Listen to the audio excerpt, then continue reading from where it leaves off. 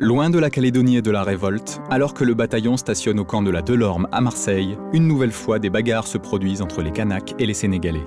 Cette fois, les coups de couteau reçus par un tirailleur lors d'une rixe sont fatals. Le dénommé Gouillette décède à l'hôpital des suites de ses blessures.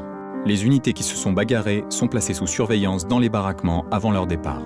Le bataillon est alors déplacé dans différents cantonnements dans le sud.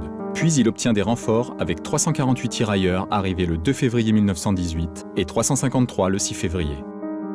Après un nouvel épisode de grippe fin avril 1918 qui consigne le bataillon au camp, celui-ci est dirigé sur le front de l'Oise, où il débarque en gare de Pont-Sainte-Maxence, rattaché à la 72e division d'infanterie et affecté à différents travaux de manutention. Cependant, les Allemands tentent un sursaut en Champagne et le bataillon est scindé pour renforcer diverses unités sur ce front. La première compagnie est principalement détachée au 164e régiment d'infanterie, la deuxième compagnie au 418e à Cuise-la-Motte. L'attaque débute le 18 juillet 1918 dans le bois au nord de Saconin et Breuil et se poursuit jusqu'au 21.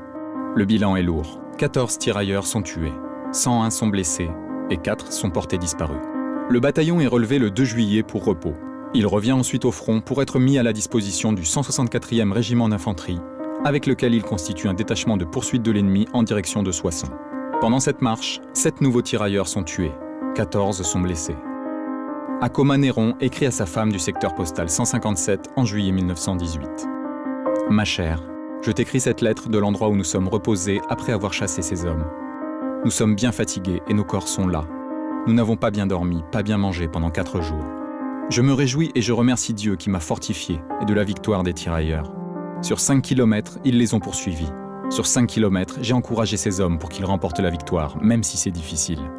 Je pense toujours à toi tous les jours. Au revoir, je t'aime. Je suis Pasteur Néron. » Les marches forcées de nuit, la pluie, la boue ont marqué la mémoire collective des descendants amarrés. Il raconte. Au début, ils se battent pour ne pas mourir.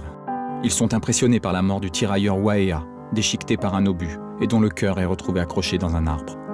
Il y a les combats au corps à corps, à la baïonnette. D'autres sont blessés par des éclats d'obus ou écrasés par les tanks. Acoma Néron ajoute « Toute la région, la terre, les arbres, rien ne reste pour dire qu'il s'agit d'un pays.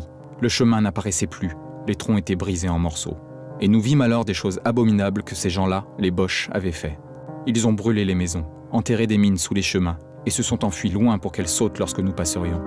Les forces allemandes, en se repliant sur leurs ultimes lignes de défense, piègent les bâtiments, les routes, mais surtout, on la consigne de tenir, coûte que coûte, leur position.